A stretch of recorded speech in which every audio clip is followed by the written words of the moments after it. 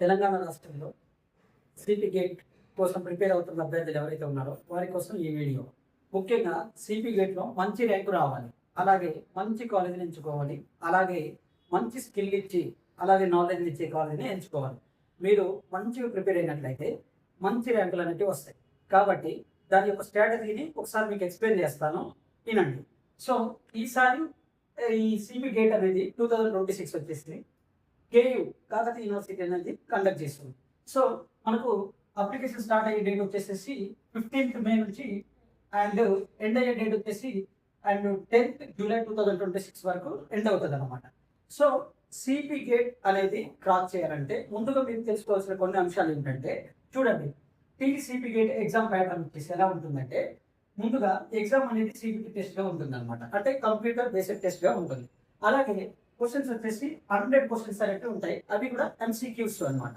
So next వచ్చేసి 100 questions కి 100 marks అనేవి ఇవ్వడం జరుగుతుంది. సో 100 మార్క్స్ అనేవి ఉండడం జరుగుతుంది. సో మీరు డ్యూరేషన్ చూసినట్లయితే టైం వచ్చేసి మీకు 19 మినిట్స్ అయితే ఉంటుంది. అంటే 100 క్వశ్చన్స్ కి 100 మార్క్స్ కి. సో దీంతో పాటుగా మీరు ఇంకొక విషయం గుర్తుపెట్టుకోవాల్సిన అవసరం ఏంటంటే, మీరు ఏదైతే ఏమైనా మాస్టర్ ఆఫ్ ఆర్ట్సా లేకపోతే మాస్టర్ ఆఫ్ సైన్సా అనే దాన్ని ఒకసారి చూసుకోండి. దానికి సంబంధించినటువంటి సిలబస్ కాపీ మీ దగ్గర ఎప్పుడూ ఉండాలి. అయితే దాంట్లో స్కోర్ చేసే విధానంలో ఈ సిలబస్ కాపీ మీకు అవసరంగా ఉంటే, రెండోది ఏంటంటే ప్రీవియస్ క్వశ్చన్ పేపర్స్ అనేవి కంపల్సరీగా చూడాలి. ఎందుకు అంటే ప్రీవియస్ క్వశ్చన్ పేపర్ చూసినట్లయితే మీకు రిపీటెడ్ టాపిక్స్ ఒక 10-12 వరకు క్వశ్చన్స్ వచ్చే అవకాశం ఉంటాయి. సో దాన్ని బట్టి మీరు ఏం చేయొచ్చు, ఇంపార్టెంట్ క్వశ్చన్స్ మొత్తం కూడా చాలా ఎక్కువ టైం కేటాయించి స్పీడ్ చదువుకోవడానికి అవకాశం ఉంటుంది.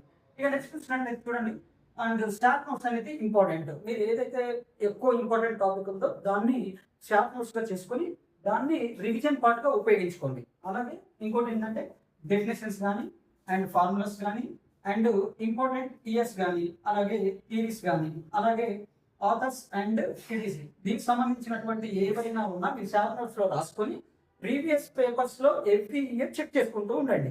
అలాగే ఇంకొక విషయం ఏంటంటే, మాస్టర్ ఆఫ్ ఆర్ట్స్ అంటే ఎంఏ చేసే వాళ్ళలో పబ్లిక్ అడ్మినిస్ట్రేషన్ ఎవరైనా ఉన్నా, అలాగే ఎంఈడి మాస్టర్ ఆఫ్ ఎడ్యుకేషన్ చేయాలనుకుంటే మీరు ఏం చేస్తారంటే ఒక కామెంట్ అనేది పెట్టండి. కామెంట్ పెట్టిన తర్వాత ఏం చేస్తారంటే ఆ కామెంట్ ద్వారా మేము కొన్ని వీడియో చేయడానికి ఆస్కారం ఉంటుంది.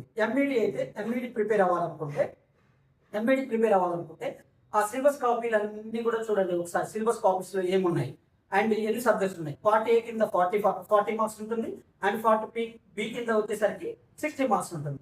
సో ఇవన్నీ కూడా మీరు ఏం చేస్తారంటే ఆ 10 సబ్జెక్ట్స్ అన్ని కూడా క్యాలిక్యులేట్ చేసుకొని మీరు ప్రీవియస్ క్వశ్చన్స్ ఏ విధంగా వచ్చాయో ఆ విధంగా ట్రై చేయండి, మంచి మార్క్స్ వస్తాయి. అలాగే ముఖ్యంగా సమ్మరీస్ అంటే మనం చదివినటువంటి టెక్స్ట్ బుక్స్ మీరు ఏదైతే పీజీలో ఏదైతే డిగ్రీలో చేశారో అంటే first year, second year, third year, ఇందులో ఈ టెక్స్ట్ బుక్ లో ఉన్నటువంటి సమ్మరీస్ కూడా అంటే ఒక్కొక్క టాపిక్ కి ఆ టాపిక్ సంబంధించిన సమ్మరీస్ మొత్తం కూడా చదవడానికి ప్రయత్నం చేయండి.